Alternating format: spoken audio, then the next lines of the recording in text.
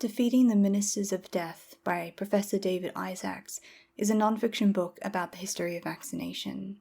I picked this up from my local library after seeing the author on a panel at a reading and writing festival I got to attend. I remember being impressed by the way that Isaacs spoke about his time as a pediatrician, so I thought I'd give his book a go. Reading Defeating the Ministers of Death was one of those experiences where you start the book and pretty quickly realize that it's not going to give you any information that you don't already know. You've graduated past what the book has to offer. You're no longer the target audience. Now, I would never claim to be an expert in vaccinations, but I consume a lot of science education content and on a few different platforms as well, and given the rise of anti-vaxxers in recent years, pretty much every single one of those channels and podcasts has addressed in some way the history and science of vaccines. This was an entry-level book on the topic, and I am at an intermediary level. For me, reading this book would have been a waste of my time, so I stopped.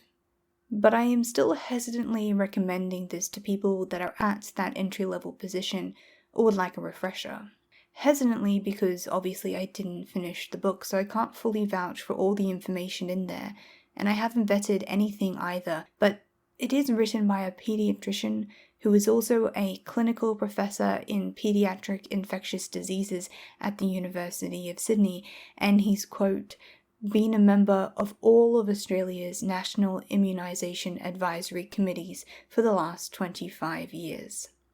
So I feel pretty confident that he's informed on the topic, but even so, there's also a substantive bibliography in the back that you can check out if you're not sure of something as well.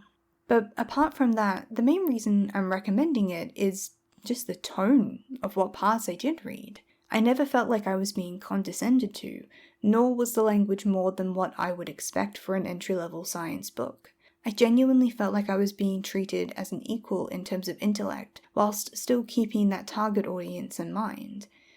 In fact, the author even recognizes the fear that is at the heart of the anti-vax ideology, and then calmly and directly corrected the misinformation causing that fear without being derisive about it, which I was just so impressed by.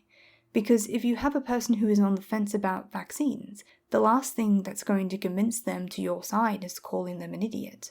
It was just masterfully handled, and I'm so glad he and his editorial team decided to keep that in there. But at the end of the day, whilst I would still recommend this book to some people, it just wasn't for me. Release by Patrick Ness is a YA book I picked up for $3 at a little book stand, mainly because I've read some of his books before and enjoyed them, so hey, for $3, why not? I knew nothing about the book when I bought it, and I got about 80 or so pages into the book before calling it quits. The basic premise of the book is you have a girl who's been murdered in a rural town, and her partner has been arrested after confessing to the crime. She is now back as a ghost, and we see some bits and pieces from her point of view. The actual main character is the son of the local evangelical church's pastor, and he's gay. A fact that his family sort of knows, but just kind of dances around and most definitely doesn't approve of. Maybe I'm doing this book a disservice by not reading it in full before forming my opinion. But seriously? Everything about the first 80 pages was incredibly cliched and stereotypical. The main character is the gay son of an ultra-religious family who struggles with anger and self-doubt regarding his orientation.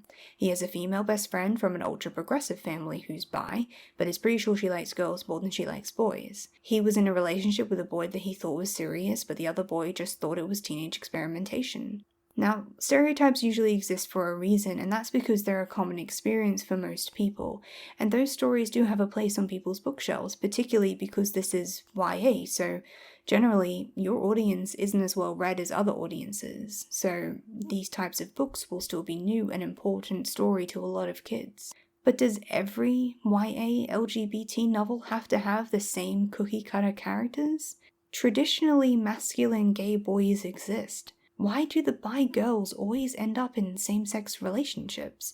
Or, in this case, directly stating that they lean more towards girls than boys. Also, bi boys exist. And that's not to mention the whole host of different experiences LGBT kids who are also people of colour have. All of these are stories that are incredibly underrepresented right now and would be, frankly, more interesting to read about. Now, I can understand in this particular instance why Patrick Ness may not have felt that it was his place to tell a story regarding LGBT issues and issues of race. Totally get that. But if you really wanted to write an LGBT story, I don't understand why, when there are so many interesting characters out there to explore, you would still choose to write about the gay son of a pastor in a rural town in America somewhere. This came out in 2017, it's not like it's a new concept. I'm sorry for the rant, but it just really frustrates me. I felt like I knew exactly what was going to happen to this character in this book. He was going to learn to accept and let go of his previous relationship, become more resilient and assertive with his family, and most importantly, how to let go of his anger, which is probably where the ghost aspect came into play. And those are important lessons for a YA audience to learn, and if you read the book and got something good out of it, then I am overjoyed for you. But all this book did for me was bore me. So I stopped reading it.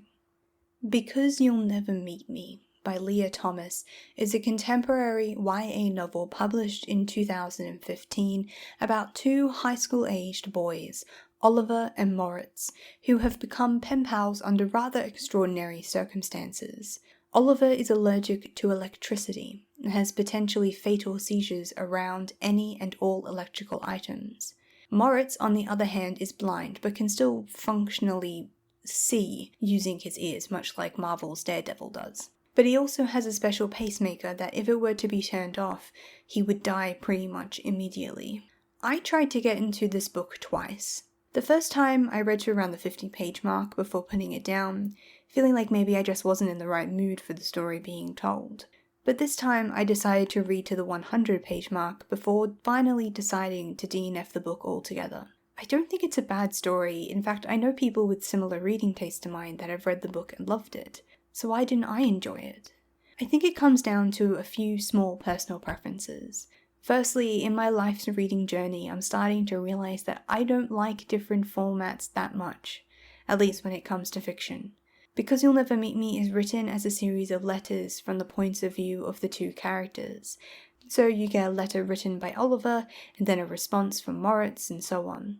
This sort of formatting just irks me while I'm reading it because people don't write letters like they're writing a novel.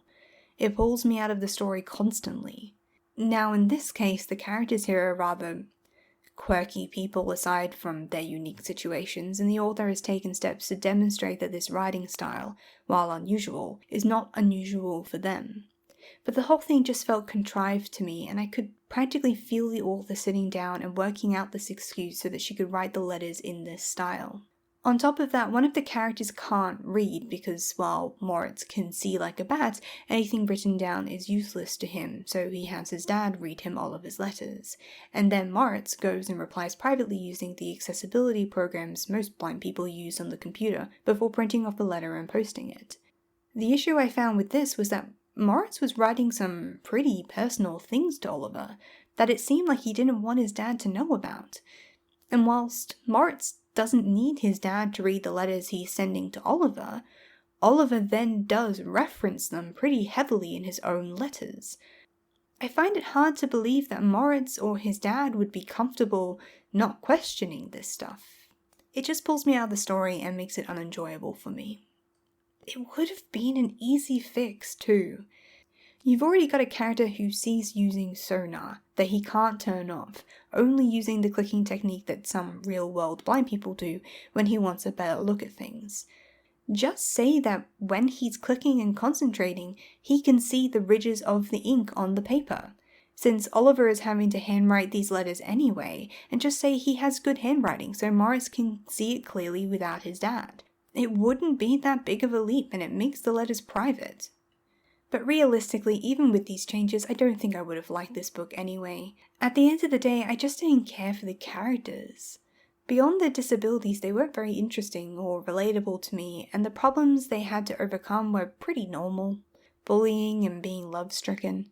I know there's a bit more to the story, just from reading the blurb on the back, but I didn't see anything that felt like it would be worth it to keep going through the boredom to get to.